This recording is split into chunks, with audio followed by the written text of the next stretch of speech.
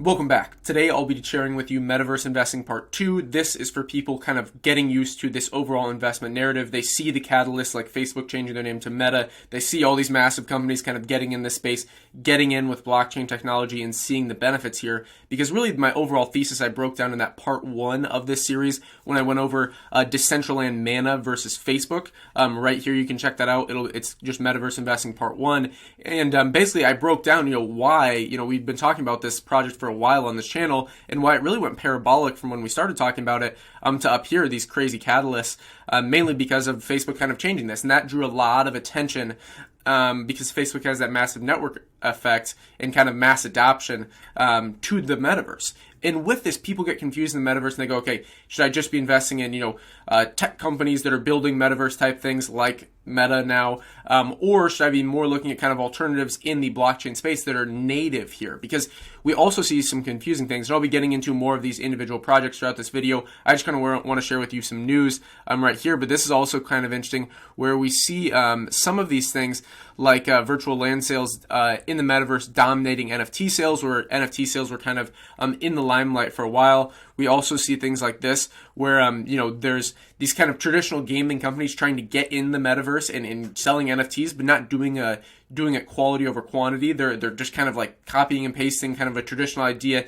into the blockchain or crypto space. And then the blockchain or crypto space kind of reacts to that.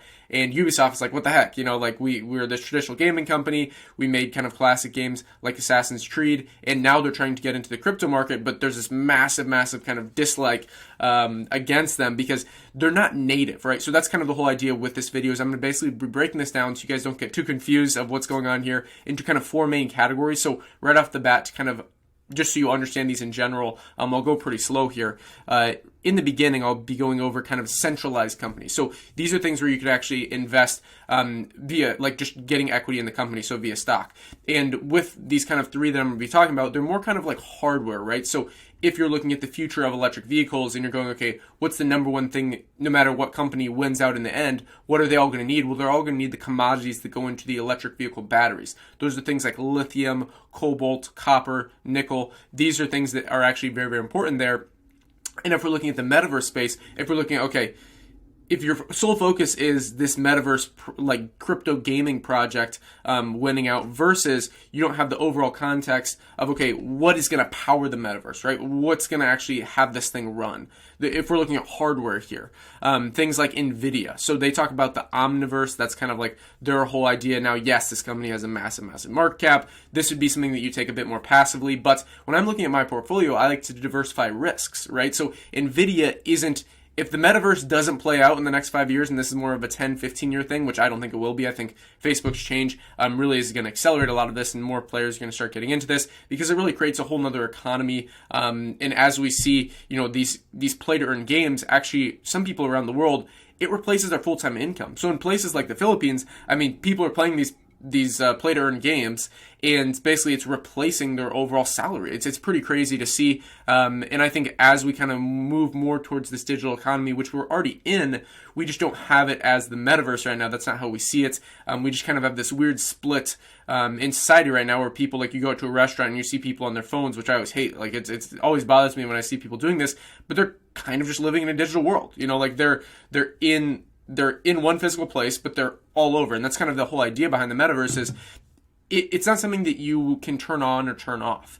It's more something where it's always going to be running. There's going to be key players like NVIDIA that are going to tap into this and actually have tech options there. There's going to be key players also, in my opinion, like Matterports here. Render, which is actually, this is a blockchain native one. So I was actually going to show you guys this because this is something, if you want to look for an alternative to something like NVIDIA, where, like I said, this is a pretty long-term play. This is something where it's not a terrible buying opportunity right now. Obviously, you have to do your own research here, but I kind of like what they're doing. I think it's in a parabola, but this would be something that I would average in on. Also, we have things like Matterports, and this is the one that I actually meant was in a better buying position because this is one I've kind of dollar cost averaged into once I saw the tech, because you have to look at the metaverse as, okay, not just the in-game things, not just like crypto gaming, but also taking like real world things like real estates and having a digital scans of it. And Matterport actually creates the technology behind this.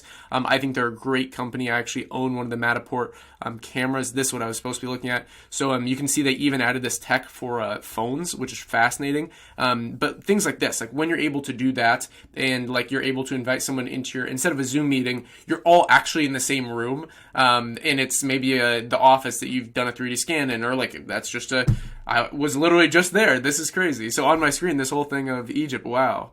That was actually really cool. I was just in Egypt a little bit ago, and I remember that exact walk-up.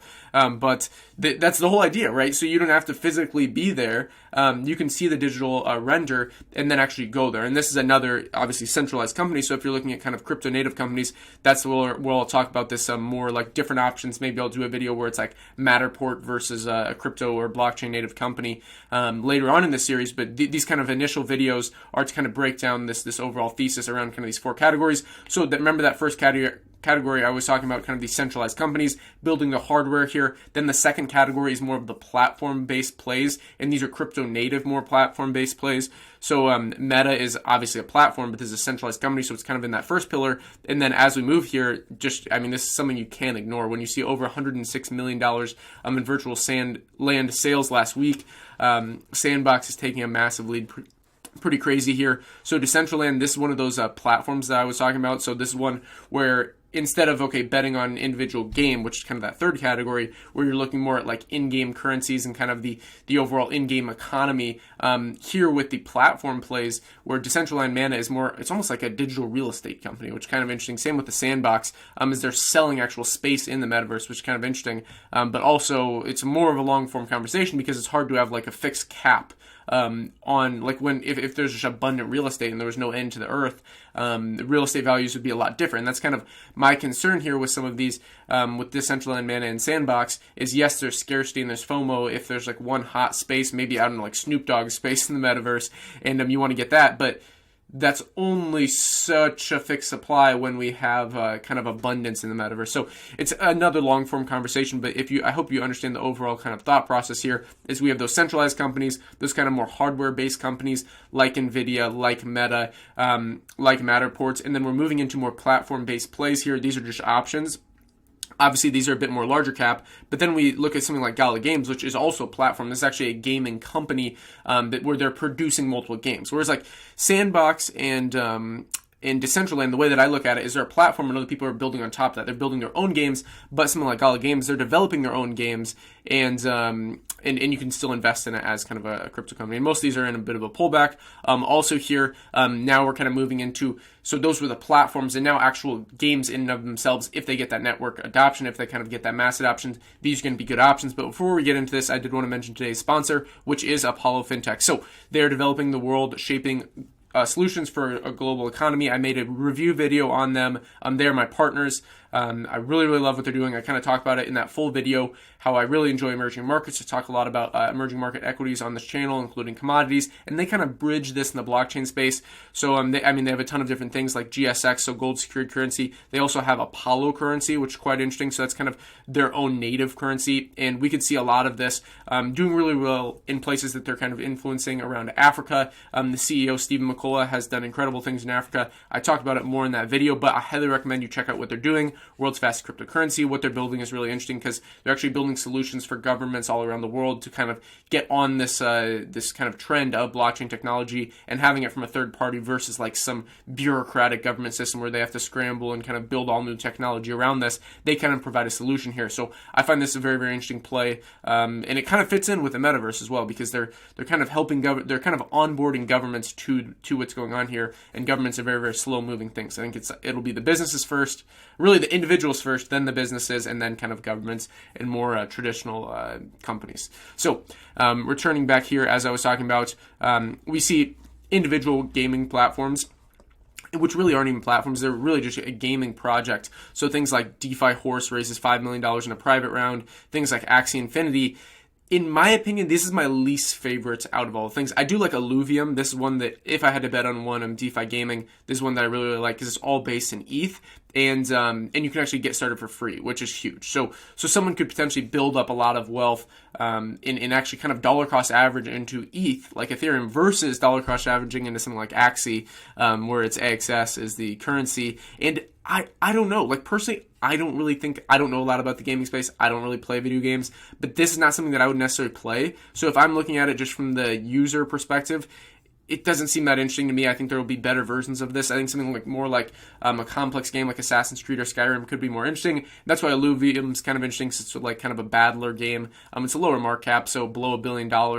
There is some opportunity there. And then kind of for this, these kind of last two categories, this one kind of incorporates in with the actual individual games. But Metaverse Pro is kind of building a reserve currency for the metaverse, which is quite interesting. They're kind of taking that model that I talked about with Olympus DAO in I think 2 videos ago. That video is called like DeFi 2.0 explained. I talked about Olympus DAO and kind of these reserve currencies. It's a very complex topic, but essentially there's this crazy high incentive with this annual percentage rate at 372,000%, and then with some of these other ones start off even higher. It's kind of based on market cap, and the whole idea here is the actual DAO, so Metaverse Pro, would actually own the liquidity. So they actually own their own liquidity, and you essentially kind of like lock up assets for this for the actual Meta token here. If I remember correctly, I think it's Meta. Yeah, the token is actually Meta here,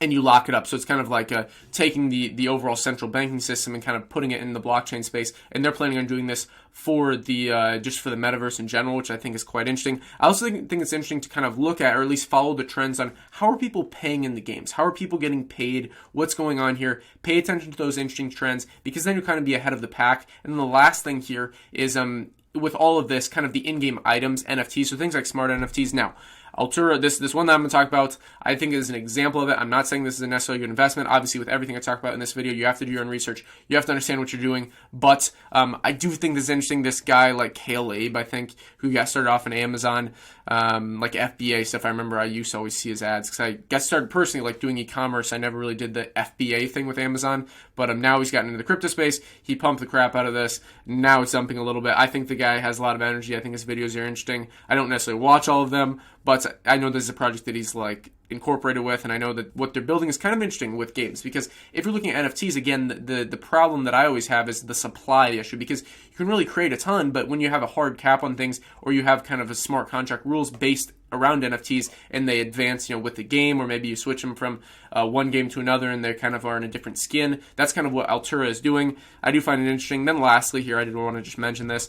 With all these projects, I mean, they are in a bit of a pullback. It's always better to buy them in a pullback, but even better to buy them in a retracement. So depending on your time horizon, most of these, I'm not going to lie, they're going to go back down to their floors, most likely. But there is still room for more growth, in my opinion. I think Decentraland could definitely break all-time highs at some point. This is obviously a higher market cap play, but then we're looking at some of the other lower market cap plays, things like Metaverse Pro, which Metaverse Pro I wouldn't be investing without staking. I would be making sure I'm getting that APY, because you don't necessarily care about the current price. You really, in this case, you care more about your actual share of the market cap, your overall piece in the pie.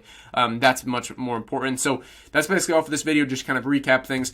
We had these kind of centralized companies that we talked about with NVIDIA, with Matterport, with Meta, so Facebook. Then those are kind of the centralized companies building the hardware in the metaverse space. Then we have moving into more of the platform-based plays. So not speculating on one individual crypto gaming project, but instead going, okay, identifying this overall trend and going, okay, how are people building in this? And then after that, then we have the individual game kind of economies.